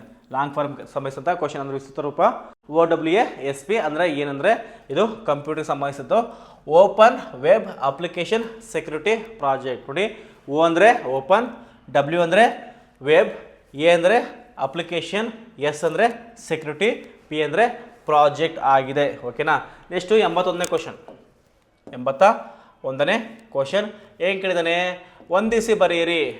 ನೆಟ್ವರ್ಕ್ ಸೆಕ್ಯೂರಿಟಿಗೆ ಸಂಬಂಧಿಸಿದಂತೆ ಕಂಪ್ಯೂಟರ್ ರಿಲೇಟೆಡ್ ಆಗಿರುವಂಥ ಕ್ವಶನ್ ಆಗಿದ್ದು ನೆಟ್ವರ್ಕ್ ಸೆಕ್ಯೂರಿಟಿಗೆ ಸಂಬಂಧಿಸಿದಂತೆ 4 ಕೊಟ್ಟಿದ್ದಾನೆ. 4 ಅಂದರೆ ಒಂದು 2 ಏನು ಮಾಡಬೇಕು? ನಾವು ಹೊಂದಿಸಿ ಬರೀಬೇಕಾಗುತ್ತೆ. ಡಿನಯಲ್ ಆಫ್ ಸರ್ವಿಸ್ ಅನ್ನೋದು ಯೋಯೋ ಅಟ್ಯಾಕ್ಗೆ ಸಂಬಂಧಿಸಿದೆ. ನೆಕ್ಸ್ಟು ವೈರಸ್ಸು ಮೆಲ್ಲಿಸ್ಗೆ ಸಂಬಂಧಿಸಿದೆ.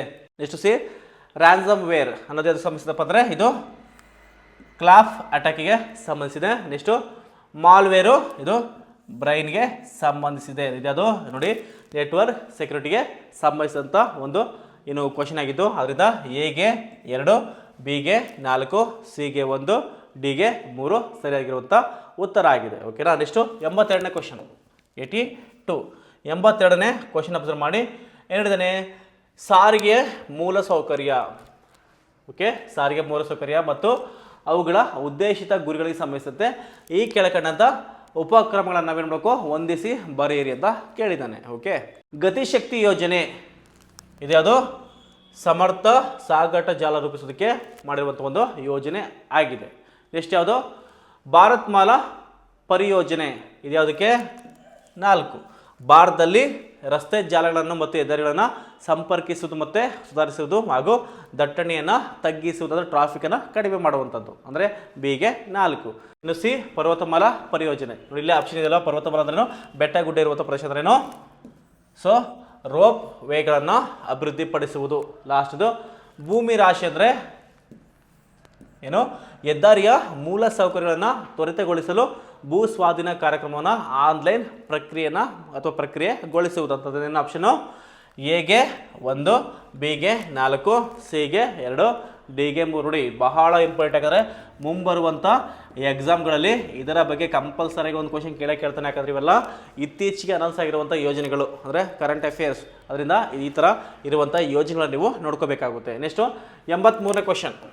83ನೇ ಕ್ವಶನ್ ನೋಡಿ. 83 ಕ್ವಶನ್ ಕೇಳಿದ್ರಪ್ಪ, ಇದು ಎಕನಾಮಿಕ್ಸ್ಗೆ ಸಂಬಂಧಿಸಿರುವಂಥ ಕ್ವಶನ್ ಆಗಿದ್ದು, ಎಕನಾಮಿಕ್ಸ್ಗೆ ಸಂಬಂಧಿಸಿದಂಥ ಕ್ವಶನ್ ಆಗಿದ್ದು, ಇಂದು ಗ್ರೋತ್ ರೇಟ್ ಅಂತ ಕರಿತೀವಿ. ಓಕೆ, ಇಂದು ಗ್ರೋತ್ ರೇಟ್ ಅಂತ ಕರಿತೀವಿ. ಇದಕ್ಕೆ ಸಂಬಂಧಿಸಿದಂತೆ ಯಾವ ಹೇಳಿಕೆಗಳು ಸರಿಯಾಗಿ ಅಂತ ಕೇಳಿದ್ದೇನೆ. ನೋಡಿ, ಒಂದಿದು ಈ ಪರಿಕಲ್ಪನೆ 1978ರಲ್ಲಿ ಪ್ರೊಫೆಸರ್ ರಾಜ್ ಕೃಷ್ಣ, ಬಹಳ ಇಂಪಾರ್ಟೆಂಟ್ ನೆನ್ಪಿಟ್ಕೊಳ್ಳಿ. ನೋಡಿ, ಅದು ಇಂದು ಗ್ರೋತ್ ರೇಟ್ ಅಂತ ತಕ್ಷಣ ಯಾರು ಮಾಡಿದಪ್ಪ ಅಂದರೆ ಎಕನಾಮಿಸ್ಟ್ ಪ್ರೊಫೆಸರ್ ರಾಜ್ ಕೃಷ್ಣರವರು ಪರಿಚಯಿಸಿದರು. ಎಸ್, ಇದು ಹೌದು, ಕರೆಕ್ಟ್ ಇದೆ. ಎಷ್ಟು, ಈ ಪರಿಕಲ್ಪನೆಯು 1950 ಮತ್ತು 80ರ ನಡುವೆ ಅವಧಿಯಲ್ಲಿರುವಂಥ ಭಾರತದಲ್ಲಿರುವಂಥ ಕಡಿಮೆ ಆರ್ಥಿಕ ಬೆಳವಣಿಗೆ ದರವನ್ನು ಏನು ಇದು ವಿವರಿಸುತ್ತೆ. ಅದು ಇಂದು ಗ್ರೋತ್ ರೇಟ್. ನೆಕ್ಸ್ಟ್ ಸಿ, ಇದು ಸರಿಯಾಗಿದೆ. ಓಕೆ, ನೆಕ್ಸ್ಟ್ ಸಿ, ಸರಾಸರಿ ಆರ್ಥಿಕ ಬೆಳವಣಿಗೆ ದರ 4% ಇತ್ತು. ಅಂದರೆ ಇಂದು ಗ್ರೋತ್ ರೇಟ್ ಇತ್ತು 4% ಇತ್ತು ಅಂತ ಅರ್ಥ. ಅದರದೇನು ಆಪ್ಷನ್ ಎ, ಬಿ, ಸಿ 3 ಕೂಡ ಏನಾಗಿದ್ದಾವೆ ಅಂದರೆ ಸರಿಯಾಗಿದ್ದಾವೆ. ನೋಡಿ, ಇದು ಭಾಳ ಇಂಪಾರ್ಟೆಂಟ್ ಕ್ವಶನ್. ಇದು ಎಕನಾಮಿಕ್ಸ್ ಓರಿಯೆಂಟ್ ಆಗಿರುವಂಥ ಕ್ವಶನ್ ಆಗಿದೆ. ನೆಕ್ಸ್ಟು 84. ನೋಡಿ, 84 ಟಿಸ್ಕೋ. ಯಾಕೆ ಟಿಸ್ಕೋ ಭಾಳ ಇಂಪಾರ್ಟೆಂಟು? ಭಾರತದ ಮೊಟ್ಟ ಮೊದಲ ವ್ಯವಸ್ಥಿತ ಏನು ಕಬ್ಬಿಣ ಮತ್ತು ಉಕ್ಕು ಕೈಗಾರಿಕೆ ಆಗಿದೆ. ಅಂದರೆ ಲಾಂಗ್ ಫಾರಮ್ ಕೇಳ್ತಾರೆ ನಿಮಗೆ. ನೋಡಿ, ಟಿಸ್ಕೋ ಅಂದ್ರೇನು? ಟಾಟಾ. ನೋಡಿ, ಟಿಸ್ಕೋ ಅಲ್ವಾ, ಟಿಸ್ಕೋ. ಇದು ಲಾಂಗ್ ಫಾರಮ್ ಕೇಳ್ಬೋದು ನಿಮಗೆ. ಟಿಸ್ಕೋ ಅಂದ್ರೇನು? Tata iron and steel company ಅಂತ ಕರಿತೀವಿ. ಇದಕ್ಕೆ ಸಂಬಂಧಿಸಿದ ಹೇಳಿಕೆನ ಪರಿಗಣಿಸಿ ಎಷ್ಟು ಸರಿಯಾಗಿ ಅಂತ ಕೇಳಿದ್ದಾನೆ. ಆಪ್ಷನ್ ಎ, ಇದು 1907ರಲ್ಲಿ ಸ್ಥಾಪಿಸಲಾಯಿತು. ಹೌದು, ಕರೆಕ್ಟ್ ಇದೆ. ನೆಕ್ಸ್ಟು, ಇದು ಸಕ್ಚಿಯಲ್ಲಿ ಪ್ರಾರಂಭವಾಯಿತು. ಅಲ್ಲ, ರಾಂಗ್. ನೆಕ್ಸ್ಟು, ಇದು ಕಚ್ಚಾ ಸಂಪನ್ಮೂಲಗಳನ್ನು ಒಡಿಶಾ ಮತ್ತು ಛತ್ತೀಸ್ಗಢದಿಂದ ಪಡೆಯಲಾಯಿತು. ಇದು ರಾಂಗ್.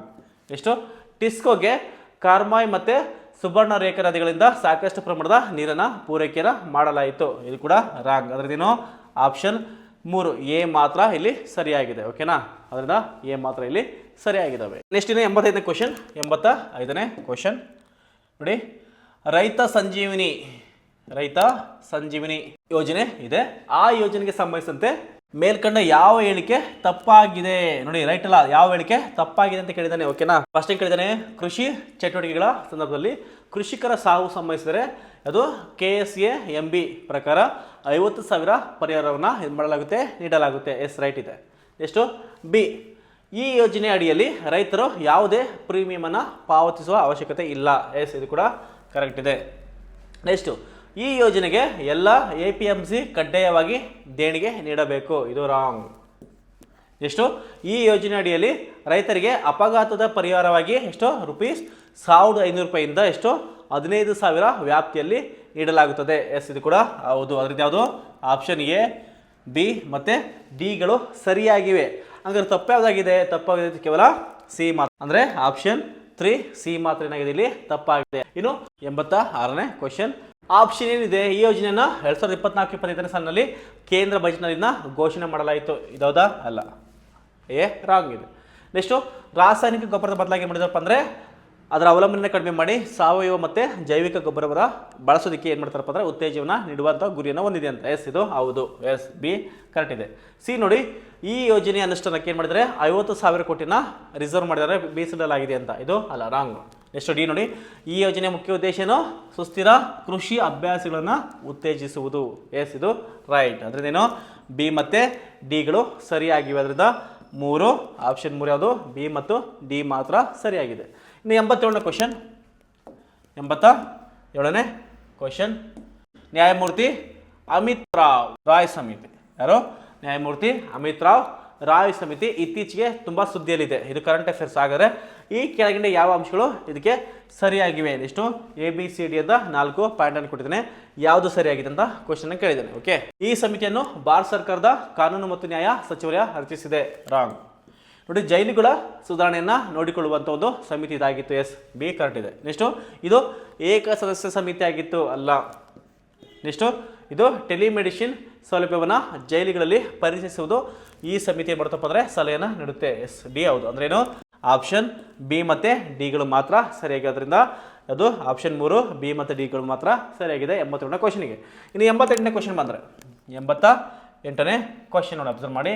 ಸೊ GI ಟ್ಯಾಗ್ ನೋಡಿ, GI ಟ್ಯಾಗ್ಗೆ ಸಂಬಂಧಿಸಿದಂತೆ ಈ ಕೆಳಗಿರುವ ಯಾವುದು 4 ಕೊಟ್ಟಿದ್ದಾರೆ, ಅದರಲ್ಲಿ ಯಾವ ಜೋಡಿಗಳು ಸರಿಯಾಗಿವೆ ಅಂತ ಕ್ವಶನ್ ಕೇಳಿದ್ದಾನೆ. ಕನಿಶಾಲು ಅದು ಜಮ್ಮು ಕಾಶ್ಮೀರ. ಹೌದು, ಜಮ್ಮು ಕಾಶ್ಮೀರ ಕನಿಶಾಲಿಗೆ ಏನು ಮಾಡಿದಾರಪ್ಪ ಅಂದರೆ GI ಟ್ಯಾಗ್ ಅನ್ನು ಕೊಟ್ಟಿದ್ದಾರೆ. ಸೊ ಕೊಟಪಾಡ್ ಕೈಮಗ್ಗದ ಬಟ್ಟೆ ಜಾರ್ಖಂಡ. ಅಲ್ಲ, ರಾಂಗ್. ನೆಕ್ಸ್ಟು ತಂಗಾಲಿಯ ಶಾಲು ಅಸ್ಸಾಂ. ಇದು ಕೂಡ ಅಲ್ಲ. ನೆಕ್ಸ್ಟು ಭಾವಾನಿ ಜಮ್ಕಾಲಂ. ಸೊ ತಮಿಳುನಾಡು. ಎಸ್, ಅಂದ್ರೇನು? ಎ ಮತ್ತು ಡಿಗಳು ಸರಿಯಾಗಿವೆ. ಅಂದರೆ ಆಪ್ಷನ್ 2 ಎ ಮತ್ತು ಡಿಗಳು ಏನಾಗಿದ್ದಾವೆ 88ನೇ ಕ್ವಶನ್ಗೆ ಸರಿಯಾಗಿದೆ. ನೆಕ್ಸ್ಟ್ 89ನೇ ಕ್ವಶನ್. 89ನೇ ಕ್ವಶನ್. ಎಸ್, 89ನೇ ಕ್ವಶನ್ ಅಬ್ಸರ್ವ್ ಮಾಡಿ. ಇಲ್ಲಿ ಏನು ಮಾಡಿದ್ದಾರೆ? 2 ಹೇಳಿಕೆಯನ್ನು ಕೊಟ್ಟಿದ್ದು. ಯಾವ ಹೇಳಿಕೆ ಸರಿಯಾಗಿದೆ ಅಂತ ಕ್ವಶನ್ ಕೇಳಿದ್ದಾನೆ. ಅಬ್ಸರ್ವ್ ಮಾಡಿ. ಸರಕು ಮತ್ತು ಸೇವೆಗಳು ಉತ್ಪಾದಿಸುವಾಗ ಉಂಟಾಗುವ ಇಂಗಾಲದ ಹೊರಸೂಸುವಿಕೆಯ ಮೇಲೆ ಏನಾಗಿದೆ? ತೆರಿಗೆಯನ್ನು ವಿಧಿಸಲಾಗಿದೆ. ಎಸ್, ಇದೌದು, ಕರೆಕ್ಟ್ ಇದೆ. ನೆಕ್ಸ್ಟು ಗುಪ್ತ ಸಾಮಾಜಿಕ ವೆಚ್ಚಗಳು ಗೋಚರಿಸುವಂತಾಗಲು ಇಂಗಾಲದ ತೆರಿಗೆಯನ್ನು ವಿಧಿಸಲಾಗಿದೆ. ಇದು ಕೂಡ ಹೌದು. ನೋಡಿ, 2 ಕೂಡ ಸರಿಯಾಗಿದೆ ಅಲ್ವಾ? ನೋಡಿ, ಹೇಳಿಕೆ 1 ಸರಿಯಾಗಿದೆ, ಹೇಳಿಕೆ 2 ಕೂಡ ಸರಿಯಾಗಿದೆ. ಹೇಳಿಕೆ 2 ಒಂದನ್ನು ವಿವರಿಸುತ್ತೆ. ಅದರಿಂದ ಆಪ್ಷನ್ ಯಾವುದು? ಆಪ್ಷನ್ 3 ಇದಕ್ಕೆ ಸರಿಯಾಗಿರುವಂಥ ಉತ್ತರ ಆಗಿದೆ. ಇನ್ನು 90ನೇ ಕ್ವಶನ್. ಎಸ್, 90ನೇ ಕ್ವಶನ್ ಅಬ್ಸರ್ವ್ ಮಾಡಿ. 2024ರ ವಿಂಬಲ್ಡನ್ ಪುರುಷರ ಟೆನ್ನಿಸ್ ಸಿಂಗಲ್ಸ್ ಪ್ರಶಸ್ತಿಯನ್ನು ಗೆದ್ದ ಕೊರ್ಲಾಸ್ ಅಲ್ಕರಾಜ್ ಯಾರ ವಿರುದ್ಧ ಅಂತಿಮ ಪಂದ್ಯವನ್ನು ಆಡಿದ್ರು ಮತ್ತು ಅವ್ರು ಯಾವ ದೇಶದ ಬಂದಾಗ? ಯಾರು? ಅದೇ ಆನ್ಸರು ನೊವಾಕ್ ಜೊಕೋವಿಕ್. ಸಾರ್ಬಿಯಾದವರು ಏನು ಮಾಡಿದಾರಪ್ಪ ಅಂದರೆ ಯಾರು? ಕಾರ್ಲೋಸ್ ಅಲ್ಕರಾಜ್ ವಿರುದ್ಧ ಅಂತಿಮ ಪಂದ್ಯವನ್ನು ಆಡಿದ್ರು. ಓಕೆನಾ? ನೆಕ್ಸ್ಟು 92ನೇ ಕ್ವಶನ್ ಅಬ್ಸರ್ವ್ ಮಾಡಿ. ಪ್ಲಾಸ್ಟಿಕ್ ಕಡಿಮೆಗೊಳಿಸುವ ಕುರಿತು ಈ ಕೆಳಗಿನ ಯಾವ ಹೇಳಿಕೆ ಏನಾಗಿದೆ ಸರಿಯಾಗಿದೆ ಅಂತ ಕ್ವಶನನ್ನು ಕೇಳಿದ್ದಾನೆ. ಏನು ಏನು ಕೊಟ್ಟಿದ್ದಾನೆ? ಕನಿಷ್ಠ 175 ವಿಶ್ವಸಂಸ್ಥೆ ಸದಸ್ಯ ರಾಷ್ಟ್ರಗಳನ್ನು ಒಳಗೊಂಡಂತೆ ಜಾಗತಿಕ ಪ್ಲಾಸ್ಟಿಕ್ ಒಪ್ಪಂದ 2024 ಇದರಲ್ಲಿ ಆಯೋಜಿಸಲಾಗಿತ್ತು. ರಾಂಗ್. ಓಕೆ, ನೆಕ್ಸ್ಟ್ 2028ರ ಹೊತ್ತಿಗೆ ಒಂದು ಕಾನೂನನ್ನ ದಸ್ತಾವೇಜನ್ನು ಏನು ಮಾಡಬೇಕು? ಅಂತಿಮಗೊಳಿಸುವುದು ಇದರ ಒಂದು ಮುಖ್ಯ ಗುರಿಯಾಗಿದೆ. ಎಸ್, ಇದು ರೈಟ್ ಇದೆ. ನೆಕ್ಸ್ಟು ಭಾರತವು 2022ರಲ್ಲಿ ಪ್ಲಾಸ್ಟಿಕ್ ತ್ಯಾಜ್ಯ ನಿರ್ವಹಣಾ ಕಾಯ್ದೆ ಅಥವಾ ನಿರ್ವಹಣಾ ತಿದ್ದುಪಡಿ ನಿಯಮವನ್ನು ಏನು ಮಾಡಿದೆ? ಜಾರಿಗೆ ತಂದಿದೆ. ಎಸ್, ಇದು ಕೂಡ ರೈಟ್. ಈ ನಿಯಮಗಳು 29 ರೀತಿಯ ಏಕ ಬಳಕೆ ಪ್ಲಾಸ್ಟಿಕ್ನ ನಿಷೇಧಿಸಿದೆ. ಇದು ರಾಂಗ್. ಅದೇನು? ಆಪ್ಷನ್ ಬಿ ಮತ್ತು ಸಿ ಮಾತ್ರ ಏನಾಗಿದ್ದಾವೆ ಸರಿಯಾಗಿದೆ. ಅಂದರೆ ಆಪ್ಷನ್ 3 ಬಿ ಮತ್ತು ಸಿ ಮಾತ್ರ ಇಲ್ಲಿ ಏನಿದೆ ಸರಿಯಾಗಿರುವಂಥ ಉತ್ತರ ಆಗಿದೆ. ಇನ್ನು 93ನೇ ಕ್ವಶನ್ ಅಬ್ಸರ್ವ್ ಮಾಡಿ. 93ನೇ ಕ್ವಶನ್. ಸೊ ಇಲ್ಲಿ ನಿಲುವಳಿ ಸೂಚನೆ. ಓಕೆ, ನಿಲುವಳಿ ಸೂಚನೆಗೆ ಸಂಬಂಧಿಸಿದಂತೆ ಈ ಕೆಳಗಿನ ಹೇಳಿಕೆಯನ್ನು ಕೊಟ್ಟಿದ್ದಾರೆ. ಇದರಲ್ಲಿ ಏನು ಯಾವ ಹೇಳಿಕೆ ಸರಿಯಾಗಿರುವಂಥ ಕ್ವಶನನ್ನು ಕೇಳಿದ್ದಾನೆ. ನೋಡಿ, ಇದರ ಮಂಡನೆ ನಿಲುವಳಿ ಸೂಚನೆ ಇದರ ಮಂಡನೆಗೆ 100ಕ್ಕಿಂತ ಕಡಿಮೆ ಇಲ್ಲದಷ್ಟು ಸದಸ್ಯರು ಬೆಂಬಲಿಸಬೇಕು. ಇಲ್ಲ, ಎ ರಾಂಗ್ ಆಯಿತು. ನೆಕ್ಸ್ಟು ಇದು ನಿರ್ದಿಷ್ಟ ತುರ್ತು ಮತ್ತು ಸಾರ್ವಜನಿಕ ಮಹತ್ವದ ಪ್ರಶ್ನೆಯೊಂದನ್ನು ಎತ್ತೋದಕ್ಕೆ ಏನಾಗಿದೆ ಅವಕಾಶ ಇದೆ. ಸೊ ಇದು ಬಿ ರೈಟ್. ನೆಕ್ಸ್ಟು ಇದು 1ಕ್ಕಿಂತ ಹೆಚ್ಚು ವಿಷಯವನ್ನು ಒಳಗೊಳ್ಳುವಂತಿಲ್ಲ. ಇದು ಕೂಡ ರೈಟ್. ನೆಕ್ಸ್ಟ್ ಡಿ ಇದು ನ್ಯಾಯಾಲಯದ ತೀರ್ಪಿಗೆ ಒಳಪಟ್ಟಿರುವ ಯಾವುದೇ ವಿಷಯದೊಂದಿಗೆ ವ್ಯವಹರಿಸುವಂತಿಲ್ಲ. ಎಸ್, ಇದು ಕೂಡ ರೈಟ್. ಅಂದರೆ ಏನು? ಬಿ ಸಿ ಡಿಗಳು ಸರಿಯಾಗಿವೆ. ಅದರಿಂದ ಆಪ್ಷನ್ 4 ಬಿ ಸಿ ಮತ್ತು ಡಿಗಳು ಸರಿಯಾಗಿದೆ. ಇನ್ನು 94ನೇ ಕ್ವಶನ್ ಅಬ್ಸರ್ವ್ ಮಾಡಿ. ಪಟ್ಟಿ 1 ಮತ್ತು ಪಟ್ಟಿ 2. ಓಕೆ, ಅಂದರೆ ಪೊಲಿಟಿಕಲ್ ಸೈನ್ಸ್ ಪಟ್ಟಿ 1 ಮತ್ತು ಪಟ್ಟಿ 2 ಅಲ್ಲಿ ಕೊಟ್ಟಿರುವಂಥದ್ದು. ಇಲ್ಲಿ ಕೊಟ್ಟಿದ್ದಾನೇನು? ಗಣರಾಜ್ಯ, ಜಾತ್ಯತೀತ, ಪ್ರಜಾಸತ್ತಾತ್ಮಕ, ಸಾರ್ವಭೌಮ. ಬಹಳ ಇಂಪಾರ್ಟೆಂಟ್ ನೋಡಿ, ಮುಂದಿನ ಎಕ್ಸಾಂಪಲ್ ಕೇಳ್ಬೋದು ಇದನ್ನು. ಓಕೆನಾ? ಫಸ್ಟ್ ಅದು ಗಣರಾಜ್ಯ. ಗಣರಾಜ್ಯ ಅಂದ್ರೆ ಏನು? ರಾಜ್ಯದ ಮುಖ್ಯಸ್ಥರು ಅನುವಂಶೀಯ ಚಕ್ರವರ್ತಿ ಅಲ್ಲ, ಇದು ಪ್ರಜಾಪ್ರಭುತ್ವ ಮೂಲಕ ಏನಾಗ್ತಾರೆ ಆಯ್ಕೆ ಆಗಿರ್ತಾರೆ. ಸೊ ಒಂದು ಎಗೆ 1. ನೆಕ್ಸ್ಟು ಜಾತ್ಯತೀತ ಅಂದರೆ ರಾಜ್ಯವು ಯಾವುದೇ ಧರ್ಮವನ್ನು ಒಂದು ರಾಜ್ಯ ಧರ್ಮವನ್ನಾಗಿ ಏನು ಮಾಡೋಂಗಿಲ್ಲ, ಗುರುತನ್ನು ಅಥವಾ ಅನುಸರಣ ಮಾಡುವಂಗಿಲ್ಲ. ಸೊ ಇದು ಜಾತ್ಯತೀತಕ್ಕೆ 2. ನೆಕ್ಸ್ಟು ಪ್ರಜಾಸತ್ತಾತ್ಮಕಕ್ಕೆ ಏನು? ಸರ್ಕಾರವು ತನ್ನ ಅಧಿಕಾರವನ್ನು ಜನರ ಇಚ್ಛೆಯಿಂದ ಪಡೆಯುತ್ತದೆ. ಸಾರ್ವಭೌಮ ಅಂದರೆ ರಾಜ್ಯವು ಆಂತರಿಕವಾಗಿ ಶ್ರೇಷ್ಠವಾಗಿರುತ್ತದೆ, ಅಷ್ಟೇ ಅಲ್ಲ ಬಾಹ್ಯವಾಗಿ ಏನಾಗಿರ್ತದೋ ಸ್ವತಂತ್ರವಾಗಿರ್ತದೆ. ಅಂದರೆ ಡಿಗೆ 4. ಅದನ್ನು ತಪ್ಪಿಸಿ ಮಾಡಿ. ಎಗೆ 1, ಬಿಗೆ 2, ಸಿಗೆ 3, ಡಿಗೆ 4 ಸರಿಯಾಗಿರುವಂಥ ಉತ್ತರ. ಎಷ್ಟಿನ್ನು ಮುಂದಿನ ಕ್ವಶನ್ ಅಬ್ಸರ್ವ್ ಮಾಡಿ. ಮುಂದಿನ ಕ್ವಶನ್ ಅದು 95 78ನೇ ತಿದ್ದುಪಡಿಯಲ್ಲಿ ಕೆಳಗಿನ ಯಾವುವು ಪ್ರಧಾನಮಂತ್ರಿಯ ಕರ್ತವ್ಯಗಳಾಗಿವೆ ಅಂತ ಕ್ವಶನನ್ನು ಕೇಳಿದ್ದಾರೆ. ಓಕೆ, ಯಾವುದು ಪ್ರಧಾನಮಂತ್ರಿಯ ಕರ್ತವ್ಯ ಆಗಿದೆ ಅಂತ 78ನೇ ವಿಧಿಯ ಪ್ರಕಾರ. ನೋಡಿ, ಮಂತ್ರಿಮಂಡಲದ ಎಲ್ಲ ನಿರ್ಣಯಗಳನ್ನು ರಾಷ್ಟ್ರಾಧ್ಯಕ್ಷರಿಗೆ ತಿಳಿಸುವುದು. ಎಸ್, ಅಬ್ಸಲ್ಯೂಟ್ಲಿ ರೈಟ್, ಕರೆಕ್ಟ್ ಇದೆ. ಎಷ್ಟು, ರಾಜ್ಯ ಪುನರ್ರಚನೆಗೆ ಸಂಬಂಧಿಸಿದ ಮಸೂದೆಯನ್ನು ಸಂಸತ್ತಿನಲ್ಲಿ ಮಂಡಿಸುವುದಕ್ಕಿಂತ ಮುಂಚೆ ರಾಷ್ಟ್ರಪತಿ ಅಥವಾ ರಾಷ್ಟ್ರಾಧ್ಯಕ್ಷರ ಪೂರ್ವಾನುಮತಿಯನ್ನು ಪಡೆಯುವುದು. ಎಸ್, ಇದು ಕೂಡ ಹೌದು. ಎಷ್ಟು, ಶಾಸನೀಯ ಪ್ರಸ್ತಾವನೆಗಳಿಗೆ ಸಂಬಂಧಿಸಿದಂತೆ ರಾಷ್ಟ್ರಾಧ್ಯಕ್ಷರ ಕೇಳಬಹುದಂತ ಮಾಹಿತಿನ ಒದಗಿಸುವುದು ಅಲ್ಲ.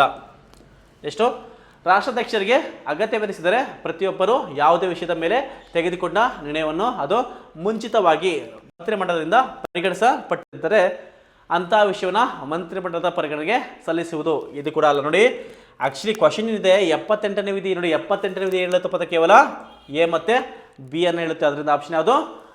ಒಂದು, ಎ ಮತ್ತು ಬಿ ಮಾತ್ರ ಸರಿಯಾಗಿದೆ. ಓಕೆನಾ. 96ನೇ ಕ್ವಶನ್. 96ನೇ ಕ್ವಶನ್ ಏನಿದೆ, ಭಾರತದ ಒಕ್ಕೂಟವು ಉಪವಾದಾತ್ಮಕ ಲಕ್ಷಣದೊಂದಿಗೆ ಏನು, ಒಕ್ಕೂಟ ರಾಜ್ಯಕ್ಕಿಂತ ಹೆಚ್ಚಾಗಿ ಉಪ ಒಕ್ಕೂಟ ಲಕ್ಷಣಗಳೊಂದಿಗೆ ಏನಾಗಿದೆ ಅಂದರೆ ಏಕಾತ್ಮಕ ರಾಜ್ಯವಾಗಿದೆ ಅಂತ ಹೇಳಿದವರು ಯಾರು? AC ವಿಯರ್ ಅವರು ಈ ಸ್ಟೇಟ್ಮೆಂಟ್ ಅನ್ನ ಹೇಳ್ತಾರೆ. 97ನೇ ಕ್ವಶನ್. 97 ಕ್ವಶನ್, ಮಂತ್ರಿಮಂಡಲದಲ್ಲಿ ಪ್ರಧಾನಮಂತ್ರಿನೊಳಗೊಂಡಂತೆ ಮಂತ್ರಿಗಳ ಒಟ್ಟು ಸಂಖ್ಯೆಯು ಜನತಾ ಸದನದ ಸದಸ್ಯರ ಒಟ್ಟು ಸಂಖ್ಯೆಯ ಪ್ರತಿಶತ 15 ಮೀರುವಂತಿಲ್ಲ. ಯಾವ್ದು ಹೇಳ್ತಿದ್ದು? ಈ ಹೇಳಿಕೆಗೆ ಸಂಬಂಧಿಸತ್ತೆ ಸರಿಯಾದ ಉತ್ತರವನ್ನು ಆಯ್ಕೆ ಮಾಡಿ ಅಂತ ಹೌದು. ಯಾಕಂದರೆ 91ನೇ ಸಂವಿಧಾನ ತಿದ್ದುಪಡಿ ಕಾಯ್ದೆಯಿಂದ ಭಾರತ ಸಂವಿಧಾನಕ್ಕೆ ಇದನ್ನು ಸೇರ್ಪಡೆ ಮಾಡಲಾಗಿದೆ. ಇದರ ಆಪ್ಷನ್ ಯಾವುದು? ಒಂದು, ಇದಕ್ಕೆ ಸರಿಯಾಗಿರುವಂಥ ಉತ್ತರ. ಇದು 98. ಇನ್ನು 98ನೇ ಕ್ವಶನ್ ಅಬ್ಸರ್ವ್ ಮಾಡಿ. ಯಾವ ಸಂದರ್ಭದಲ್ಲಿ ಸಂಸತ್ತಿನ ಸದಸ್ಯನೊಬ್ಬನಿಗೆ ಪಕ್ಷಾಂತರ ನಿಷೇಧ ಕಾಯ್ದೆ ಅನ್ವಯಿಸುವುದಿಲ್ಲ ಅಂತ ಕೇಳಿದರೆ ಆಪ್ಷನ್ 4, ಅವನು ಅಥವಾ ಅವಳ ಪಕ್ಷ ಅಂದರೆ ಅವಳು ಆಯ್ಕೆಯಾಗಿರುವಂಥ ಪಕ್ಷ ಇತರ ಯಾವುದೇ ಪಕ್ಷದೊಂದಿಗೆ ವಿಲೀನಗೊಂಡಾಗ ಪರಿಣಾಮವಾಗಿ ಅವನು